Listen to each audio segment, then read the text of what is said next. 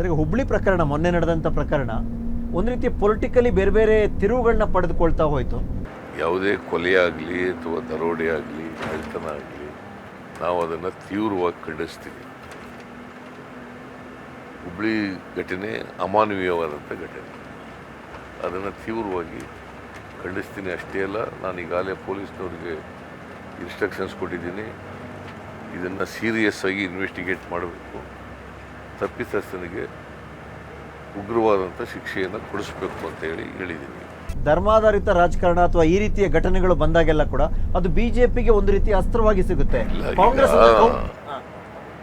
ಇಂಥ ಘಟನೆಗಳನ್ನು ರಾಜಕೀಯವಾಗಿ ಉಪಯೋಗಿಸ್ಕೊಳ್ಳಿಕ್ಕೆ ಮಾಡೋಕ್ಕೋಗ್ಬಾರ್ದು, ನಾಟಕೀಯವಾಗಿ ಬಳಸ್ಕೊಳ್ಳಬಾರ್ದು. ಬಿ ಜೆ ಪಿಯವರು ಇದನ್ನೆಲ್ಲ ರಾಜಕೀಯವಾಗಿ ಬಳಸ್ಕೊಳ್ಳಿಕ್ಕೆ ಪ್ರಯತ್ನ ಮಾಡ್ತಾ ಇದ್ದಾರೆ.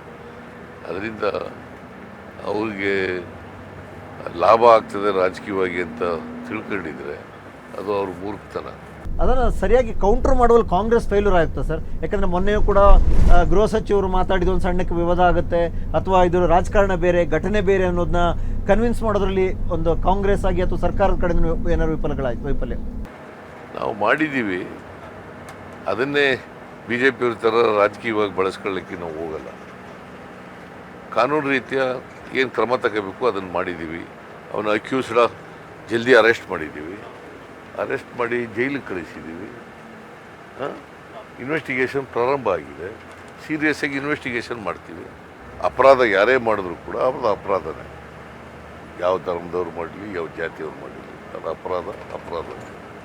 ಅದಕ್ಕೆ ಕಾನೂನು ರೀತಿಯ ಶಿಕ್ಷೆ ಮಾಡ್ತಕ್ಕಂಥದ್ದು ಪೊಲೀಸ್ನವ್ರ ಕರ್ತವ್ಯ, ರಾಷ್ಟ್ರ ಸರ್ಕಾರದ ಕರ್ತವ್ಯ.